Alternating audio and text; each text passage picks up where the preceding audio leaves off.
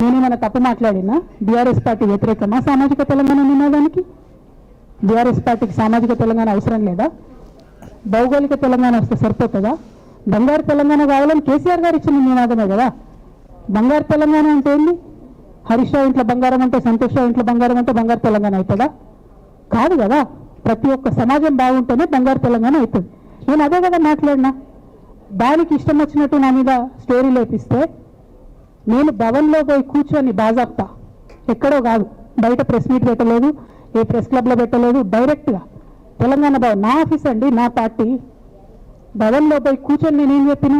నా మీద కుట్రలు జరుగుతున్నది, నా మీద విషప్రచారం జరుగుతున్నది అని చెప్పిన. నేను రామన్నను బుజ్జగించి గడ్డం పట్టుకొని అడుగుతాను, అన్న నీ చెల్లెని, ఒక మహిళా ఎమ్మెల్సీని మన పార్టీ ఆఫీస్లో కూర్చొని నా మీద కుట్రలు జరుగుతున్నాయని నేనంటే మీరు వర్కింగ్ ప్రెసిడెంట్గా ఉన్నారన్నా? ఫోన్ చేయరా అన్న? నాకు ఏమేమి బేటా ఎందుకు బాధపడుతున్నాను ఫోన్ చేయరా? ఇది ఎప్పుడు జరిగిన ఇన్సిడెంట్? లీక్ కాకముందు, నేను నా కొడుకు గ్రాడ్యుయేషన్కి అమెరికా పోకముందు, అంతకుముందే. మరి మీరు వర్కింగ్ ప్రెసిడెంట్ కదన్నా, నేను పార్టీ ఎమ్మెల్సీని కదా.